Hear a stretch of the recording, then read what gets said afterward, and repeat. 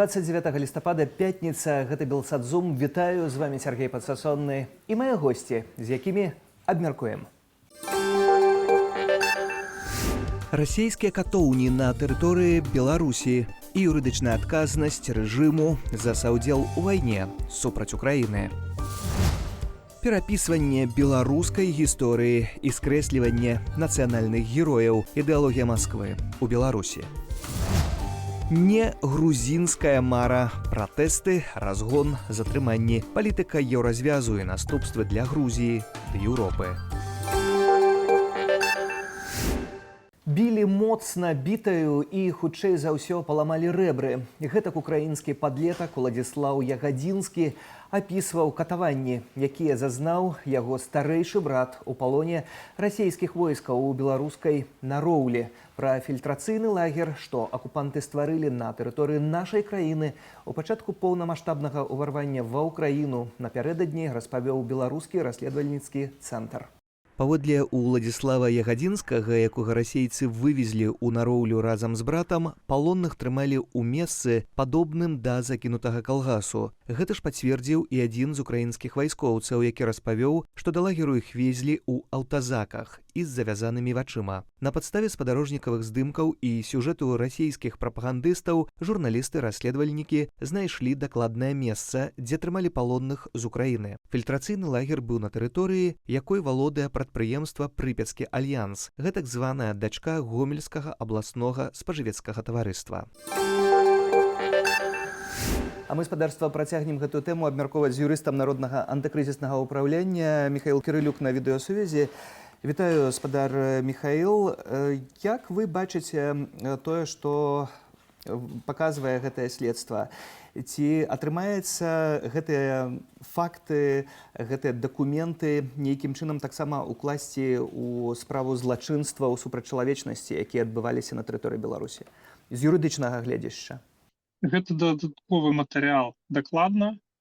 Я думаю, што тое, што мы бачым, гэта паверхня айсбергу, тому што тое, як гэта выглядае, гэта пачатак расследавання, а не яго фінал.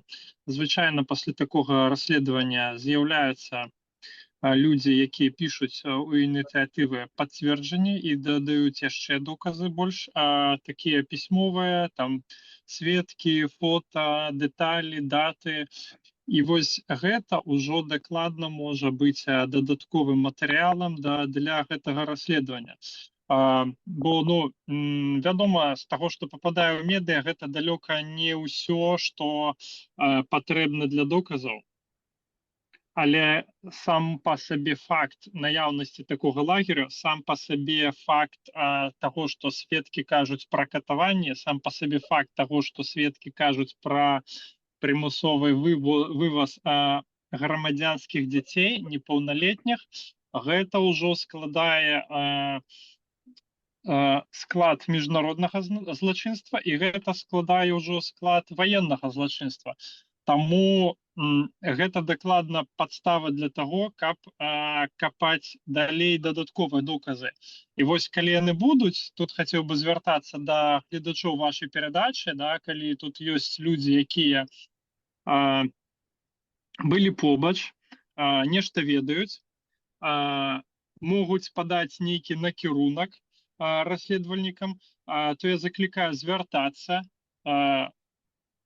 у сам расследавацельскі цэнтр ці, напрыклад, у Народнае антыкрызіснае кіраванне, правнікі якога вядуць гэтую справу. І дакладна гэта ўсё будзе вывучана, і гэтай справе будзе дан адпаведны ход. А што тычыцца саўдзелу ў гэтай справе рэжыму Лукашэнкі? Усё ж такі нельга сказаць, што ён не мае да гэтага ніякага дачынення. Ці як гэта выглядае юрыдычна? Бо ён жа дазволіў расійскім вайскоўцам быць на беларускай тэрыторыі.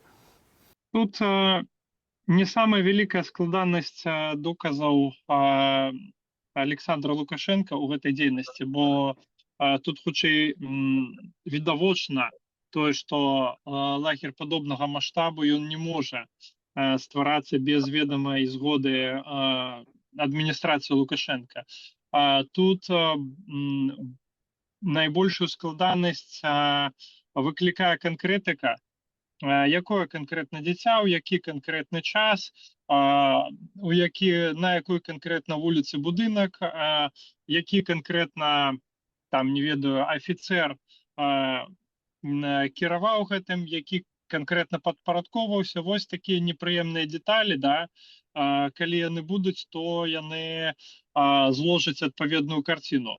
Што да ўдзелу Александра Лукашенко, ну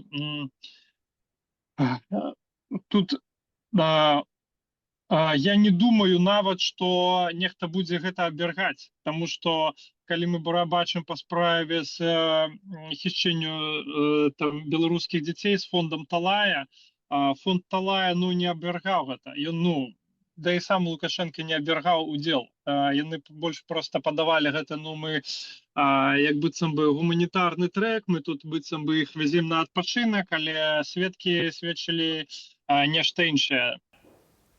Таксама, калі паглядзець на гэтую справу, то ці можа яна мець уплыў нейкі пункт у ордэры для Александра Лукашенкі, ці гэта зусім розныя рэчы і ніякіх злучыць не атрымаецца? Ведаеце, тут упаміналіся ў расследаванні, што былі непаўналетнія.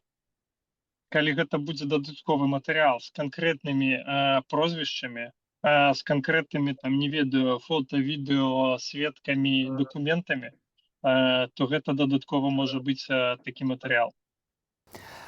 Таксама, як вы глядзіце на гэта ў юрыдычнай практыцы? Канешне, чыста эмацыйна гэта абсалютна жахлівая рэч, так што для нас, для беларусаў на нашай тэрыторыі такі фільтрацыйны лагер.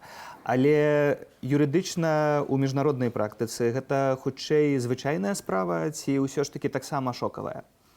Глядзіце, калі тут пытанне тэрмінаў.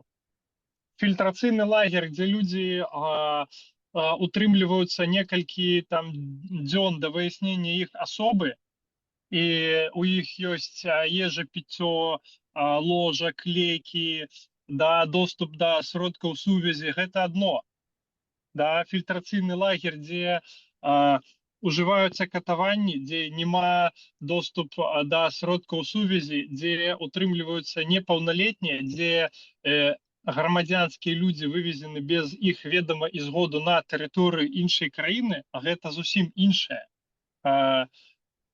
Тут не справа ў тым, што існуе сам фільтрацыйны лагер, там падчас вайны такое магчыма, але тут справа пра вываз на тэрыторыю іншай краіны, пра катаванні, пра тое, што гэта выкарыстоўваецца для злоўжывання правамі.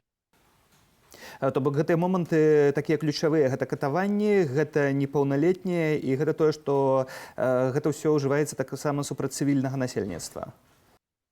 Супраць цывільнага насельніцтва, а навошта вывозіць цывільнае насельніцтва на тэрыторыю іншай краіны? Гэта вось у мяне пытанне. Гэта рабілі таму, што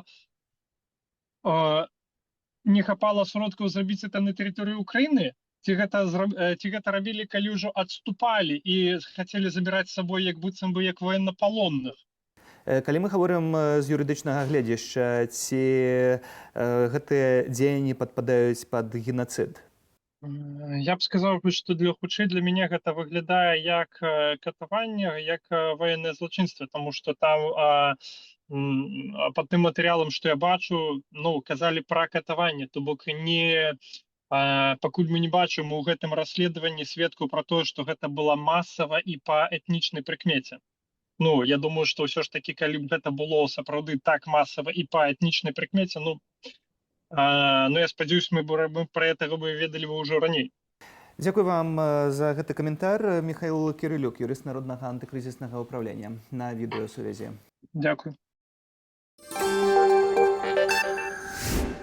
Мінуўшчына Беларусі ў расійскіх інтарэсах. Журналісты бюро медыа атрымалі сакрэтныя дакументы па гістарычнай палітыцы нашай краіны. Але падрыхтаваныя расійскім інстытутам стратэгічных даследаванняў некаторыя падрабязнасці і нам распавёў журналіст бюро медыа Алесь Ярашевіч.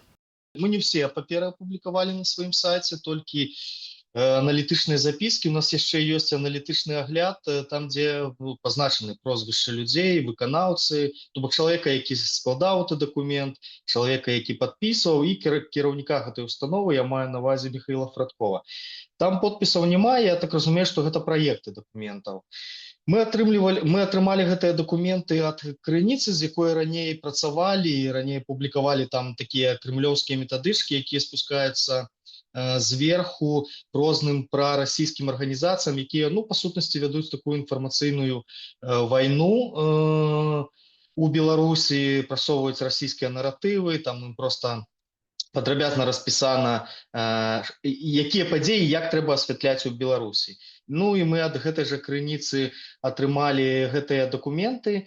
Я тэлефанаваў у расійскі інстытут стратэгічных даследаванняў, яны былі здзіўленыя, адкуль у нас гэтыя дакументы, і па тэлефоне проста сталі распытваць, адкуль вы іх атрымалі, а што это за чалавек, які вам іх перадаў. Бок яны не сталі зняпраўджваць подлиннасць гэтых дакументаў, проста сказалі па тэлефоне, што мы не будзем іх каментаваць і гэтак далей. І ёсць ужо такая першая рэакцыя з боку прапагандыстаў беларускіх, Рыгора Азаронка і Вадзіма Гігіна, які ўзгадваецца у нашым артыкуле. Яны таксама не абвяргаюць таго, што ёсць нейкія стасункі паміж прарасійскімі гісторыкамі ў Беларусі і расійскімі рознымі дзяржаўнымі установамі, інстытутамі, што яны спрабуюць некую ўзаемадзейнічаць. А яшчэ больш інфармацыі на нашым канале ў Тэлеграм. Заходзьце праз QR-код на вашых экранах. Дастаткова ўсяго толькі навесці на яго камеру смартфона. Таксама не забывайцеся, што працуе наша інтэрнэт-старонка belsat.eu. Умова адна і нязменная. Карыстанне з нашых рэсурсаў мусіць быць бяспечным для вас. Долар патаннеў упершыню больш чым за 2 тыдні. Сёння амерыканская валюта ў Беларусі згубіла 2,5 копейкі. Афіцыйны курс 3 рублі 57 копеек. Пры гэтым з 11 лістапада долар актыўна рос. Тады курс амерыканскай валюты крыху перавышаў 3 рублі 33 копейкі. Пра іншыя падзеі ў Беларусі і за яе межамі у нашым аглядзе. Трагедыя ў Віцебскай вобласці. Раніцую ў Талачынскім раёне сутыкнуліся аўтамабіль «Фольксваген» і цяжкавік. У Міністэрстве ўнутраных справаў папярэдне паведамілі, што кіроўца легкавіка заснуў за стырном. У выніку аварыі загінулі 2 пасажыраў «Фольксвагена» – 44-гадовая жанчына і ейны 21-гадовы сын. У Беларусі будуць рыхтаваць пісьменнікаў. Аднайменную спецыяльнасць плануюць адкрыць у філалагічным факультэце Беларускага дзяржаўнага універсітэту. Пра гэта ў інтэрв'ю выданню «Рэспубліка» распавёў дэкан філфаку Сергей Важнік. У найбліжэйшыя год-два на факультэце з'явіцца яшчэ адная новая спецыяльнасць – лічбавая філалогія. Там будуць рыхтаваць адмыслоўцаў для стварэння ў тым ліку электронных адукацыйных курсаў. Міністэрства абароны Расіі і КНДР будуць умацоўваць супрацу. Пра гэта заявіў кіраўнік расійскага ведамства Андрэй Белавусаў падчас неанансаванага візіту ў Пхеньян. Днямі стала вядома, што Паўночная Карэя рыхтуецца перадаць Крамлю новую партыю балістычных ракетаў. Намеснік сталага прадстаўніка ЗША ў Арганізацыі Аб'яднаных Нацыяў Роберт Вуд на паседжанні Рады бяспекі адзначыў, што Масква ўжо атрымала больш за 100 адзінак такога ўзбраення і ўжо прымяняла іх для удараў па ўкраіне. У Аўстраліі дзецям да 16 гадоў забароняць карыстацца сацыяльнымі сеткамі. Верхняя палата парламенту краіны, Сенат, прыняла адпаведны закон. На думку аўтараў, гэтая ініцыятыва абароніць малалетніх аўстралійцаў ад шкоды, што нясуць соцсеткі. Пералік рэсурсаў, да якіх будзе скасаваны доступ, вызначыць міністр сувязі Аўстраліі. За парушэнне ж такой забароны штрафаваць будуць соцсеткі. Больш за 40 затрыманых. Міністэрства ўнутраных справаў Грузіі адсправаздачылася пасля разгону пратэсту ў Тбілісі. Тысячы людзей сабраліся ноччу каля будынку парламенту і офіса кіроўнай партыі «Грузінская мара», выступаючы супраць развароту ўлады ўкраіны ад еўразвязу.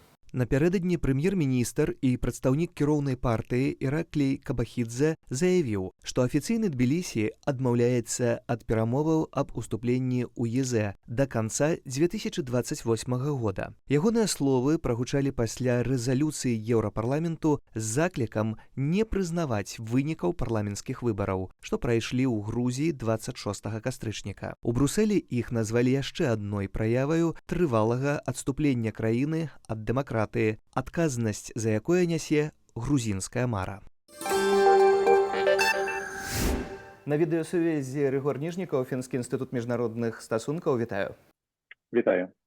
Спадару Рыгор, якая ваша ацэнка таго, што мы назіраем у Грузіі учора і сёння? Гэта працяг палітычнага крызісу, які пачаўся яшчэ весной і летам гэтага года з прыняццём законаў супраць незалежных дзяржаўных арганізацый і супраць так званай дапамогу так званай традыцыйнай сям'і, і вядома, які стаў пікам парламенцкія выбары у кастрычніку гэтага года. Таму мы проста назіраем працяг, які будзе і далей ісці да канца гэтага года і, мабыць, нават і ў наступным. Таксама узгадваю, калі у Кіеве ў свой час Януковіч таксама адмовіўся ад еўрапейскай інтэграцыі, гэта скончылася вялікімі пратэстамі, гэта скончылася тым, што працягваецца ўжо больш за 10 гадоў у выніку змаганнем за свабоду. Ці Грузію можа чакаць нейкі падобны украінскі сцэнар? На жаль, не. Все ж таки тут мы бачым іншыя перадумовы. Грузінскае грамадства, у прынцыпе, разачарована еўразвязам. Мы павінны казаць пра дадзеную сітуацыю, і гэта паказалі выбары гэтага года. То бок, выбаршчыкі грузінскай мары дакладна ведалі, што інтэграцыі з еўразвязам не будзе. І галоўнае, яны таксама вераць у прапаганду урада грузінскага, у тым, што праблема ў Брусэлі, а не ў Тбілісі. Таму, на жаль, мабілізаваць грузінскае грамадства, як гэта зрабілі ў 2013 годзе в Украіне, не атрымаецца. Чаму ў такой сітуацыі палітыка еўразвязу настолькі аморфная, што яна гатовая адпускаць адну за другой гэтыя краіны? Мы бачым, што, у прынцыпе, у еўразвяза не было 25 год ніякай дакладнай палітыкі, як менавіта прывязваць, інтэграваць гэтыя грамадства, гэтыя дзяржавы. Заўсёды яны вырашалі рабіць паўмеры, як дагавор пра асацыяцыю, не даваць членства ў еўразвязе, ды ў НАТО. Што, у прынцыпе, прывяло да вайны як у 2008, так і ў 2014 году у Грузіі і Украіне, адпаведна. І мы бачым зараз таксама сітуацыю, дзе еўразвяз проста не хоча парушаць статус-кво. Ён не хоча казаць, што грузінская мара з'яўляецца антыеўрапейскай, накладваць цяжкія санкцыі, бо яны лічаць, што гэта падталкне Грузію да Масквы і Пекіна.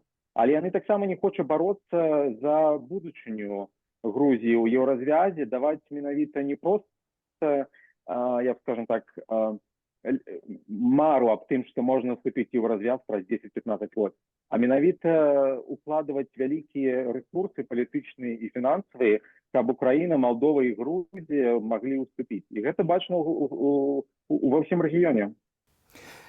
Чаму такая палітыка еўразвязу? У чым прычына? А чаму яны гатовыя аддаць гэтыя краіны па сутнасці Маскве? Пры гэтым увесь час дэкларуючы нейкую салідарнасць, дэкларуючы супрацу і гэтак далей. На словах гэта гучыць нібыта прыгожа, а па выніку маем тое, што маем. Цалкам згодна, і гэта тут я бачу две асноўныя прычыны. Гэта ўсё ж такі еўразвяз не з'яўляецца геапалітычным акторам. Ён, у прынцыпе, аддаваў геапалітычнасць на откуп Вашынгтону і проста ішоў у фарватары амерыканскай палітыкі. І мы бачым, што зараз Амерыка адыходзіць ад Еўропы. Мы бачым, што асабліва пры Трампе будучыня трансатлантычных стасункаў яна з'яўляецца пад пагрозай, але Еўропа ўсё ж такі ўсё роўна не хоча развіваць сваю геапалітычную акторнасць. І таму яна дазваляе Маскве рабіць тое, што Масква, в прынцыпе, жадае ў рэгіёне. Па-другое, гэта, канешне, той факт, што Еўропа, яна стамілася ад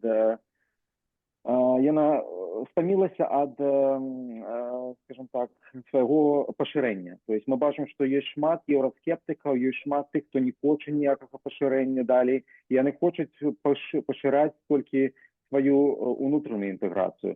І без структурных рэформ унутры еўразвяза гэтае пытанне не вырашыць. І гэтыя абодва пытанні не вырашаюць зараз. Ну добра, Еўропа стамілася, але за гэтай стомай могуць ісці вельмі сур'ёзныя праблемы геапалітычнага характару і таксама пытанні да бяспекі самого еўразвязу, самой заходняй Еўропы могуць узнікаць у гэтым кантэксце. Калі Еўропа аддасць Украіну, Грузію, з Малдовай таксама сітуацыя вельмі хісткая, з Беларуссю, то Путін пойдзе далей, ён жа не затрымаецца, ці няма гэтага разумення? Ну, у тым-то і справа, што разумення няма цалкам, бо мы бачым, ёсць розныя падыходы да гэтага. Ёсць падыход, які кажа, што у прынцыпе Путін пойдзе, але куды ён пойдзе, ўсё ж такі лічыцца, што пойдзе якраз у Малдову, Беларусь.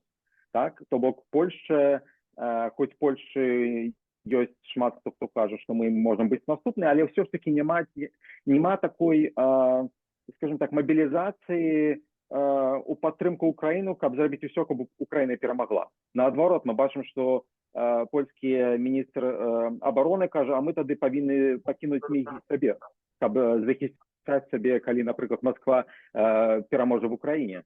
А іншая справа ў тым, што шмат хто не верыць у тым, што Еўропа зможа ці будзе бароцца з Москвой, і яны жадаюць якраз дамовы новай з Москвой. То есть яны жадаюць вярнуцца да сітуацыі до 2014 года, дзе можна было падпісваць з Пуціным, рабіць з ім дамоўленасці, каб таргаваць, гандляваць, мець разам розныя ініцыятывы, у тым ліку у сферы бяспекі, і гэта задавальняе. І гэта, канешне, вялікая праблема, што гэтая частка сярод эліт і насельніцтва вырасла істотна ў апошнія 2 гады в Еўропе. То бок атрымліваецца, што пагулялі ў салідарнасць, пагулялі ў дэмакратыю, дастаткова можна Пуціну аддаць тую постсавецкую прастору, якую ён хоча.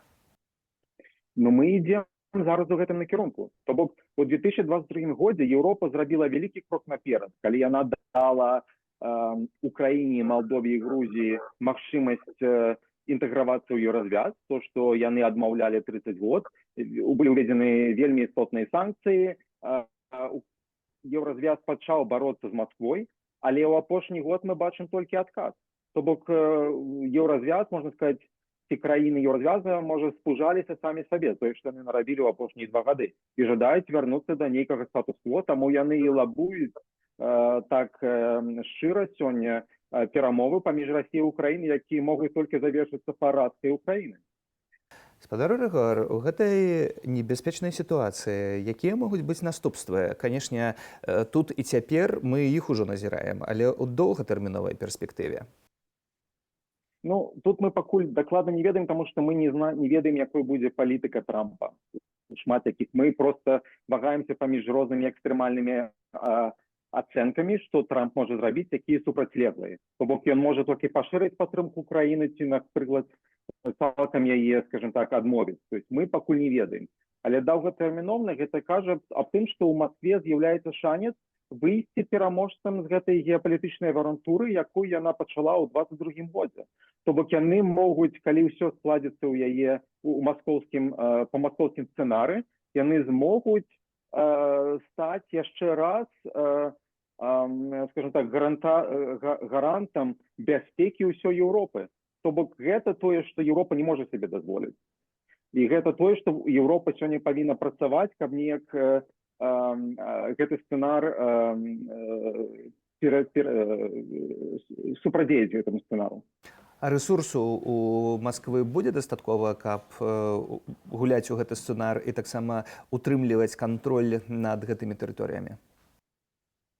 Ну, ведаеце, для Масквы гэта зараз не пытанне. Ім галоўнае гэты кантроль зрабіць.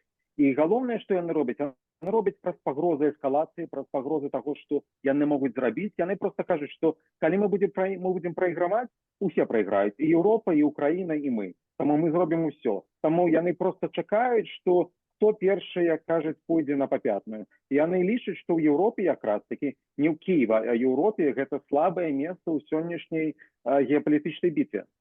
То бок было дастаткова Пуціну выцягнуць свой так званы арэшнік, памахаць ім і ўсё селі і знайшлі сваё месца. Арэшнік, да, і проста арэшнік мы бачым яшчэ таксама сёння ўсё ж такі не з'яўляецца такой, як скажем, найбольш істотнай пагрозай, але у цэлым, скажем так, камплекце з рознымі актамі саботажа, з пагрозамі, што, дарэчы, арэшнік ударыць не па Украіне, а ядерная зброя ці канвенцыянальна ударыць па нейкіх еўрапейскіх аб'ектах. Гэта тое, што ніхто не хоча. Еўрапейскія грамадствы ніхто не хоча ваяваць сёння. І гэта тое, над чым сёння Пуцін і эліты, і расійскія эліты разлічваюць. Таксама узнікае вельмі істотнае пытанне, калі саступяць Пуціну, так як вы гаворыце зараз, то ці павінны мы асцерагацца эфекту даміно, калі іншыя падобныя дзяржавы, як Паўночная Карэя, як Іран і гэтак далей, так званая вось зла, у тым ліку і Беларусь, Лукашенка будуць пачувацца вельмі спакойна і пачнуць таксама дзейнічаць. Ну, мы бачым, што, канешне, гэта толькі дапамагае усім краінам, якія жадаюць парадкі Захада, якія жадаюць перафарматавання глобальнай сістэмы бяспекі і правіл, у прынцыпе, міжнароднага права. Але галоўны, канешне, бенефактар – гэта Кітай. Гэта Кітай, які сёння вельмі шчыра сочыць за тым, што Расія робіць. Ён дапамагае Расіі. Хоць мы ведаем сітуацыю у Балтыйскім моры. Кожны год там кабеля сабатуюцца кітайскімі судамі. То есть мы бачым, што Кітай тэстуе Захад, ён гатуецца да вайны з Захадам навокал Тайваня і шырэй. Таму ім вельмі важна, каб Расія працягвала марнаваць Захад і забіраць яго рэсурсы, каб потым давесці гэтую справу да канца на свой бок. Напрыканцы, вяртаючыся да Грузіі, то бок масавых маштабных пратэстаў вы не бачыце. Там тое, што адбываецца, проста будзе задушанае. Я бачу, што пратэсты будуць, і пратэсты будуць даволі працяглымі. То есть мы бачым, будуць пратэсты навокал прэзідэнцкіх выбараў, якія будуць абірацца ў канцы гэтага года. Будуць пратэсты навокал таго, што вось гэты закон, напрыклад, супраць дзяржаўных арганізацый, так званыя супраць foreign agent law, ён зараз будзе імплементавацца. То есть дагэтуль ён імплементаваўся. Зараз ён будзе імплементавацца новым урадам. І вакол гэтага будуць пратэсты. То есть перманентны крызіс палітычны будзе ў краіне, але ён не прыведзе да падзення гэтага ўрада. Дзякую вам за гэты аналіз, дзякую за гэты каментар. Егор Ніжнікаў, Фінскі інстытут міжнародных стасункаў на відэасувязі. Дзякуй. Дзякуй за сёння. У мяне ўсё. Зычу добрага вечара і ўданых выходных. Сергей Падсасонны. Да сустрэчы.